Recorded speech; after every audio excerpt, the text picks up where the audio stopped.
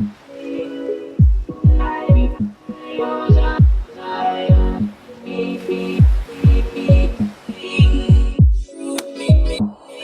back. In this video, we're going to talk about the one thing that everybody would love to do. We'd all love to hit the dead center of the club face. It makes it so much more fun when we're hitting the shot solid. I'm going to talk about the number one mistake that I see. I see a ton of golfers making this mistake, that hang back flip.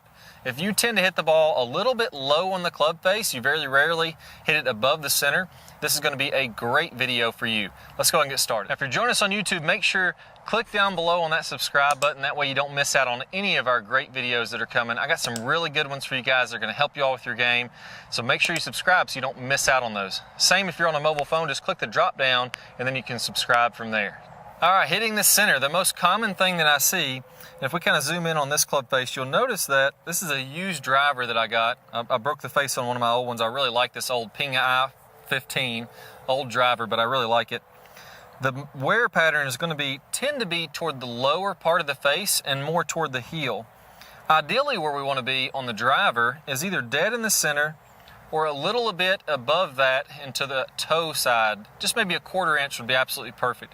As you get higher on the face, that's going to get a little bit more of a gear effect, knuckle the ball. It's going to make it go a little farther. That's what the pros talk about when they talk about hitting flyers. That means it's higher on the face and a little bit more on the toe because the toe is moving slightly faster. So what is it that causes this low heel pattern that we see with so many drivers? Well, most of the time, the most common thing that I see is kind of hanging back and helping that driver through the ball. So what happens is we all want to hit the ball far. And we imagine taking our right wrist and the palm of our hand, imagine that being the face. If I flex the inside of my right forearm, that's going to push this club forward. I can really feel like I get a lot of power. It feels very powerful when I try to push that club toward the target. A lot of golfers say that we try to do this to help lift the ball in the air, but I don't find that that's the case. I think that most of the time people want to hit it far and they're flipping with this right hand to try to get power. If you're doing this, you're going to feel a few things.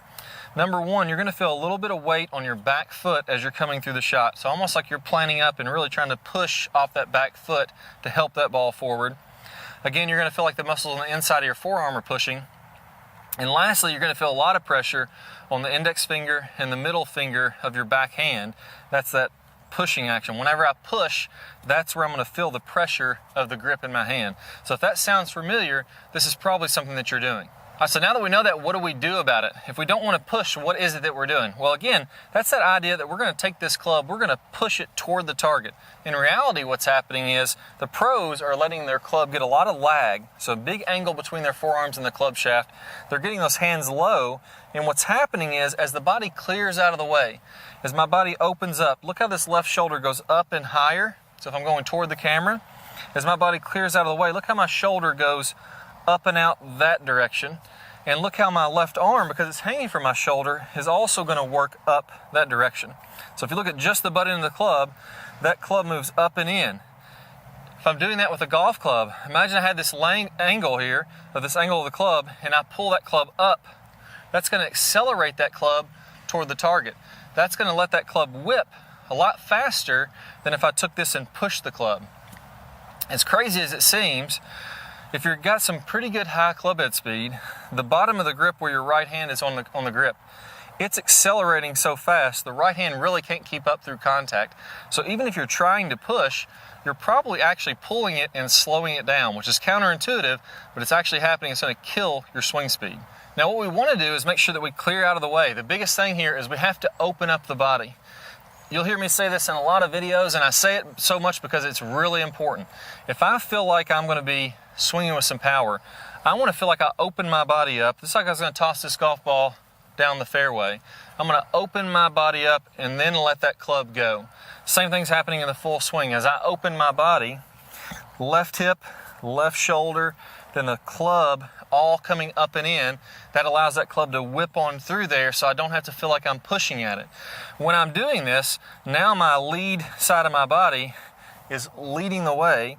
I have some forward shaft lean, and this club naturally wants to track with that. It's much more consistent if that club tracks with my hands versus me pushing the club. One time I'm going to push it a little too hard, too soft, it's going to miss. I'm going to have all kinds of mishits.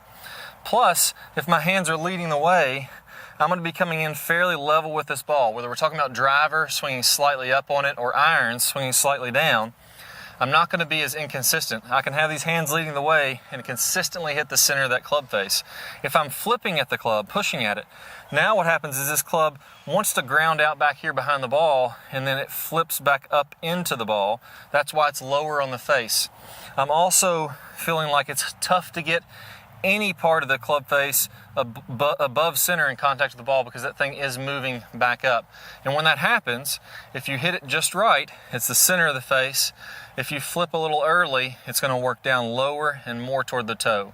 So if I want to get more consistent, I have to open up my body, get that hand leading forward, and then release that club. Now with the driver, because I'm a little more tilted away from the ball, even though my body's turning out of the way, my hands are leading, I won't have a ton of forward shaft lane. Naturally, as you start going more into the wedges, you're going to be a little bit more on top of the ball. As that same body motion happens, my hands are going to be leading a little bit more, and my forward shaft lane will increase. So I really don't have to consciously think about much different with the driver all the way down to the iron. This same general idea works. And here's what I want you to do. Let's go ahead and go down to the bottom of the swing. I want you to feel like you're coming from the inside. So let this club feel like it's shallowing out a bit. The shaft is laying down. That's what we call the move in the Top Speed Golf system.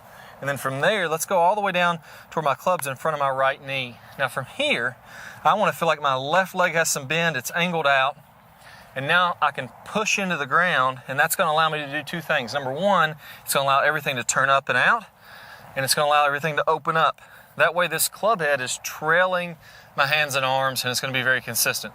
But let's put this to the test. Anybody can just sit here and say, you know, I think that's going to work, but let's actually put that to the test. Here is a can of Dr. Scholl's Odor X Odor Fighting Foot Spray, and this is really good. You can get this, I'll get them on Amazon, pay for a 6-pack, and they last quite a while. But you can spray this powder all over your club face. I'll put it on there really thick so it'll be easy to see. And now I have this white powder that's going to show me where I'm hitting the ball. I'm going to go ahead and stand back and flip at this one. Try to really push with my right hand. Again, that's that right foot, right wrist, right palm, pushing as hard as I can do it. My flight scope went to sleep here. I'm going to wake it back up. And let's see how this one does. All right, so this would be the incorrect way, that flip. And I bet you I'm probably going to go low left on the face when I do this. I could feel it right away, low on the face. I swung really hard. I pushed with that right hand. Probably wasn't a terrible swing, but it's not going to be very much distance. Look how on that club face, immediately you can see it's very low on the face.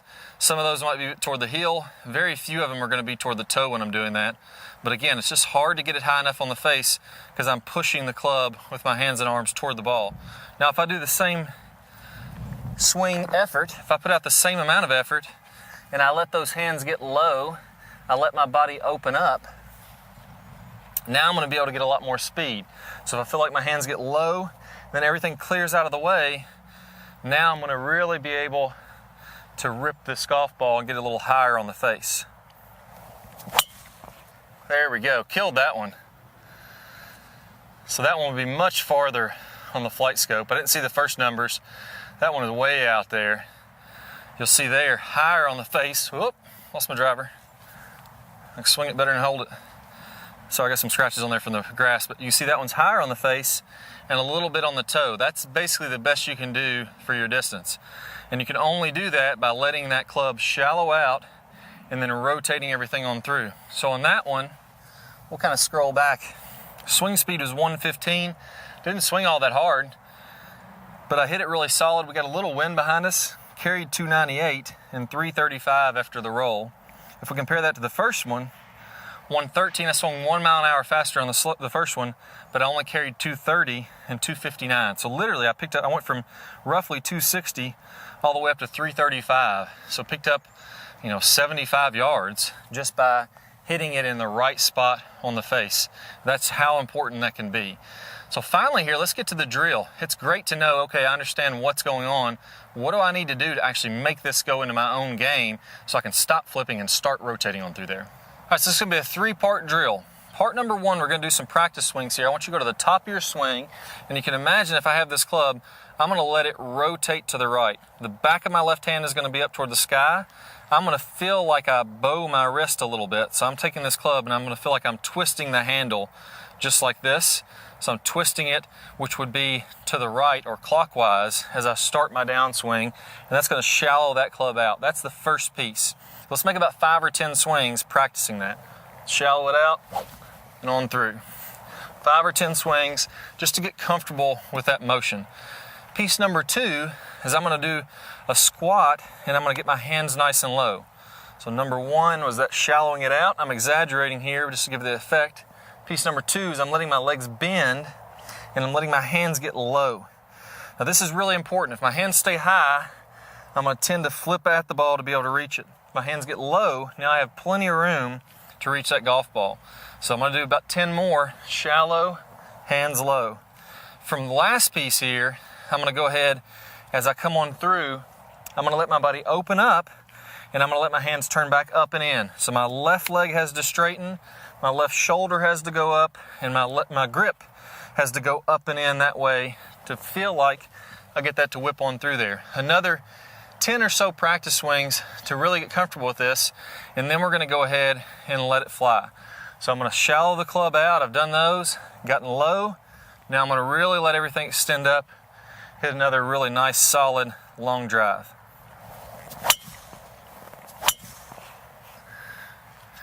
All right, guys, hit that one well.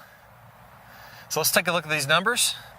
We're gonna see on Flight Scope that was nice and solid, maybe just slightly off the toe, but still pretty daggone solid. Club head speed 116, 290 carry, 289 carry, and 323.8 total distance. So I'll definitely take that one without a doubt. That all comes from me being able to shallow that club out, clear out of the way. Now my hands are leading and the ball's just getting in the way. I'm gonna be really nice and solid. Now, if you're joining us on YouTube, this is the most important piece of this. The next piece that has to pair this up. We talked about how the hands need to lead. I need to clear out of the way, but we have to, I can't emphasize enough how much we have to shallow this club out. If my club comes down steep, and now I try to get the hands leading the way, look what happens to this club face. It opens wide open, and I'm gonna block the ball to the right. I'm gonna hit some really poor shots. If I can shallow that club out, then as I turn to the left, my club is still kicking forward, and I'm gonna hit the ball nice and solid.